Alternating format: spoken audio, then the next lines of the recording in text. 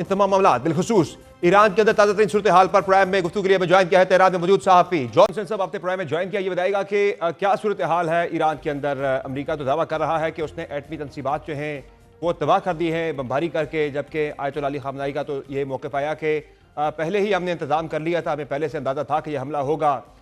तो क्या मुकम्मल तौर पर जो जौहरी प्रोग्राम है ईरान का वो तबाह हो चुका है, या जो बाद में अमेरिकी नायब सदर का मौक़िफ़ आया कि हमने उसे पीछे धकेल दिया है, काफ़ी साल हमने उसे पीछे धकेल दिया है। तो क्या एग्जैक्टली रिपोर्ट्स हैं, क्या कि क्या सूरत हाल है?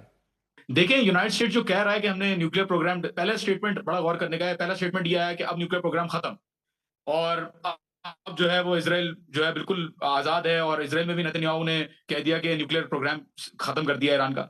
बाद में थोड़ा सा डाउन प्ले करते हुए आए कि नहीं, अभी पूरा खत्म नहीं हुआ है, अभी हमने डिस्ट्रॉय किया है, डैमेज पहुंचाया है। और न्यूयॉर्क टाइम्स से भी रिपोर्ट्स आ रही हैं कि डैमेज नहीं किया गया है न्यूक्लियर फैसिलिटीज को इतना जितना बताया जा रहा है। देखिए, फोर्डो के ऊपर जो टारगेटिंग हुई, पहले तो मैं बताऊं, बिल्कुल आपने करेक्टली आइडेंटिफाई किया, स्टॉक पाइल को कंप्लीटली मूव कर दिया था। 16 और 17 जून को स्टॉक पाइल खबरें हैं वेरियस जराए से कि स्टॉक पाइल फोर्डो से निकाल के एक अनडिस्क्लोज लोकेशन की तरफ पहुंचा दिया गया था। बाद में 20 जून के करीब जो एंट्रेंस और एग्जिट टनल्स हैं उनके अंदर रेत जो है वो दबा दी गई थी। अच्छा, उसके अलावा जो स्ट्राइक्स हुई भी हैं, उन स्ट्राइक्स ने क्या डैमेज किया है? रेडिएशन अगर वहां पे होती तो लोग जो कुम के हैं, जो इस्फहान के हैं, वहां पे लोग बताते रेडिएशन का कोई यहाँ पे जो है वो आंसर नजर नहीं आया। ना रेडिएशन हुई है यहाँ पे, ना कोई ऐसा एक्सप्लोसिव फ्लेम देखा गया हो कि कोई बहुत जबरदस्त स्ट्राइक हुई है, ना कुछ ऐसा देखा गया हो। तीन जो स्ट्राइक्स के होल्स हैं टुवर्ड्स द माउंटेन्स, फोर्डो के जो माउंटेन है उसके ऊपर, वो देखा गया है, लेकिन वो भी बताया जा रहा है कि वो पेनिट्रेट नहीं कर सका है अंडरग्राउंड फैसिलिटी को।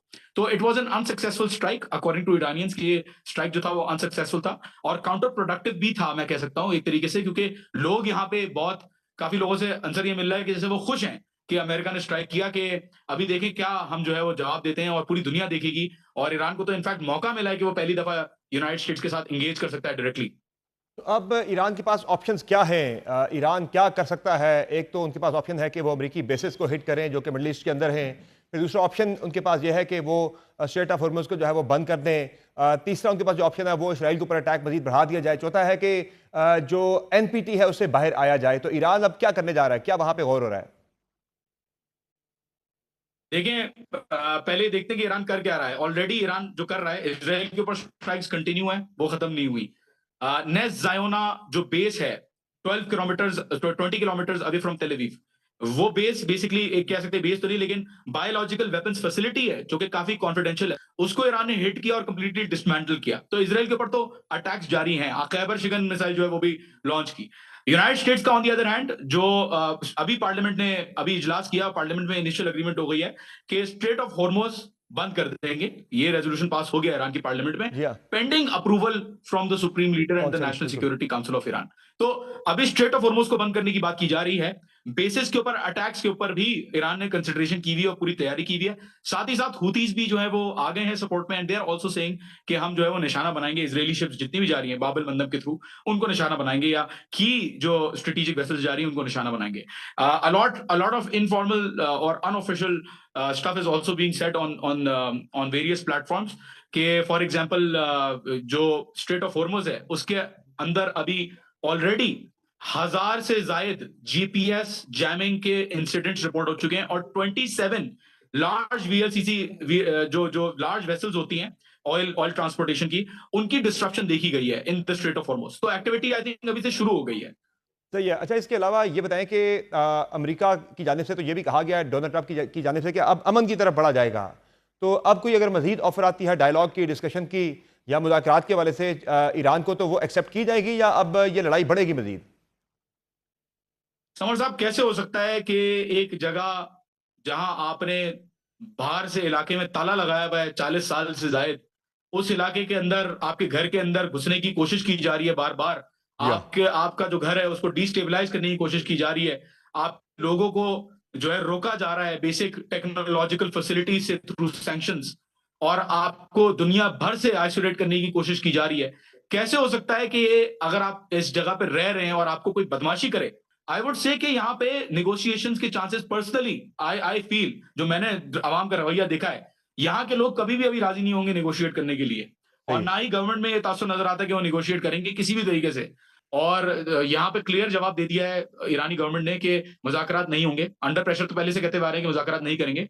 और अब आई थिंक और ज्यादा हार्ड लाइन हो गया स्टांस कि आप एक मुल्क बुली करने की कोशिश कर रहे हैं, बुली पोजीशन में आके उनके ऊपर इंपोज करना चाह रहे हैं नेगोशिएशन। तो आई डोंट थिंक कि ईरानी कौम इस चीज के सपोर्ट में, आई डोंट थिंक गवर्नमेंट इस चीज को कबूल करेगी, क्योंकि इंटेंसिफिकेशन की तरफ चीजें जा रही हैं, एस्केलेशन की तरफ चीजें जा रही हैं। सही है।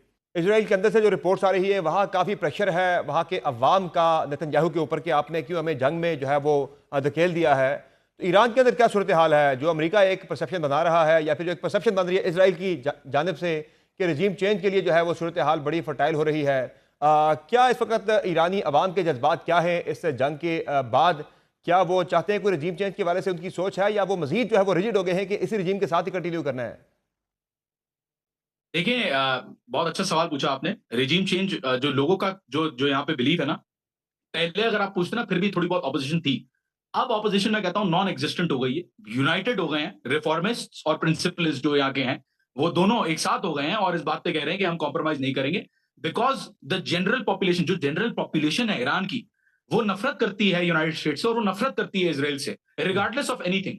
ठीक है, तो अगर वहां से कोई रिजीम चेंज की कोशिश की जा रही है तो वो तो बिल्कुल भी कबूल नहीं है। On the other hand, domestically क्या रिजीम चेंज हो सकता है? I don't think regime change हो सकता है, क्योंकि जहां तक मैं देख रहा हूं पॉपुलर सपोर्ट है लोगों का गवर्नमेंट की तरफ। लाखों करोड़ों की तादाद में लोग जुम्मे को बाहर आए हैं पूरे मुल्क में for protest against the west and against Israel. और लाइनें लगी हुई बसीज के ऑफिस के बाहर वॉलंटियर्स की कि वो अपने आप को जमा कराएं जंग के लिए। तो जो बताया जाता है इंटरनेशनल मीडिया के हवाले से, वो ईरान के बाहर जो लोग बैठे हुए ईरानी जो रेवोल्यूशन के बाद भाग गए हैं यहाँ से, उनसे तजिया लेके बताया जाता है। On the other hand ground पे चीजें काफी मुख्तलिफ हैं, एंड आई वुड से कि people are not willing to do any sort of opposition right now, even in the slightest of terms. यहाँ पे लोग जो है वो नहीं करेंगे इस तरीके की चीज, ना ही करना चाहते हैं, क्योंकि ओवरवेलमिंग सपोर्ट गवर्नमेंट के साथ है और सुप्रीम लीडर के साथ है इनफैक्ट। ये बताएं कि पाकिस्तान के बारे से क्या वहाँ पे अवाम के जज्बात थे, क्योंकि पाकिस्तान ने भरपूर जो है पॉलिटिकल और डिप्लोमेटिक सपोर्ट जो है वो ईरान को दी है। जो अमरीकी अटैक हुआ उसकी भी भरपूर तरीके से पाकिस्तान ने मजम्मत की है। इस्लामी दुनिया के अंदर वाहिद बल्कि चंद एक ममालिक हैं जो कि ईरान के साथ खड़े हैं। तो ईरानी अवाम के क्या जज्बात हैं पाकिस्तान को लेकर?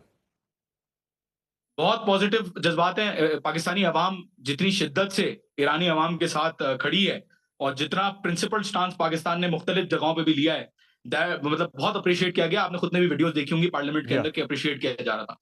अब तासुरात I would say Nobel prize जब दिया ट्रंप को कि भाई नोबेल प्राइज मिल रहा है, तो ईरानियों को थोड़ा सा, जो अवाम है, गवर्नमेंट की मैं बात नहीं कर सकता, बट अवाम थोड़ा सा नाराज जरूर हुई कि आपने नोबेल प्राइज क्यों रेकमेंड किया। उसके अलावा आई वुड से अब एक्सपेक्टेशंस ये हैं कि पाकिस्तान साथ खड़ा रहेगा। So it's overall positive and it's stronger than ever I would say. Nobel prize पे तो जाहिर है एक वो कोशिश भी हो सकती थी कि डोनाल्ड ट्रंप को रोका जाए कि वो किसी मजीद हमले की तरफ ना जाए। एक वो उस जानिब भी एक एफर्ट बड़ी थी कि उन्हें नोबेल पीस प्राइज के रास्ते पे डाल दिया जाए ताकि वो जंग की तरफ ना आए, ताकि वो ईरान पे हमला ना करे, इस जंग का हिस्सा ना बने। देखिए ना उन्होंने क्या कर दिया, नोबेल प्राइज बिला वजह। अच्छा, मैंने भी यही समझाया कि भाई नोबेल प्राइज इसीलिए दे रहा है पाकिस्तान ताकि पीस की तरफ जाए, बट जी उन्होंने हाँ, उनके लिए नुकसानदेह है। तो अमेरिका ने जो स्ट्राइक किया उसमें सबसे ज्यादा नुकसान अमेरिका का ही हुआ है। ऐसा ही है। बहुत शुक्रिया जॉन सेन साहब, आपने प्राइम में ज्वाइन किया। नसीर आपने गुफ्तगू बुलाया कि ईरानी सहाफ़ी जॉन सेन की, जिनका कहना है कि ईरान के अंदर रेडिएशन जो है उसकी रिपोर्ट्स नहीं आई, ना कुम से, ना इस्फहान से, ना ही फर्दों के करीबी इलाकों से। और IAEA की रिपोर्ट्स भी यही है कि जो रेडिएशन है वो नहीं बढ़ी इन इलाकों के अंदर, जिससे एक वाज़े जो है इस तरफ इशारा मिलता है कि जो ईरानी एटमी प्रोग्राम है वो इंटैक्ट है। और जो रिपोर्ट्स हैं कि उसे पहले ही किसी और महफूज मुकाम पर मुंतकिल कर दिया गया था स्टॉक पाइल, उन रिपोर्ट्स में काफ़ी ज़्यादा जो है वो जान नज़र आ रही है। और पहले तो अमेरिका की जानिब से कहा गया कि हमने तबाह कर दिया है ईरान का एटमी प्रोग्राम, लेकिन बाद में जो है मौक़िफ़ बदला गया कि हमने उसे कई साल पीछे धकेल दिया है। ये भी इस बात की दलील है कि मुकम्मल तौर पर ईरानी न्यूक्लियर प्रोग्राम को तबाह नहीं किया जा सका। प्राइम में एक मुख्तसर ब्रेक शामिल करके ब्रेक से वापस आएंगे। इसी बिगड़ती हुई जो खित्ते की सूरत हाल है उस पर तजिया शामिल करेंगे। हमारे साथ रहेगा।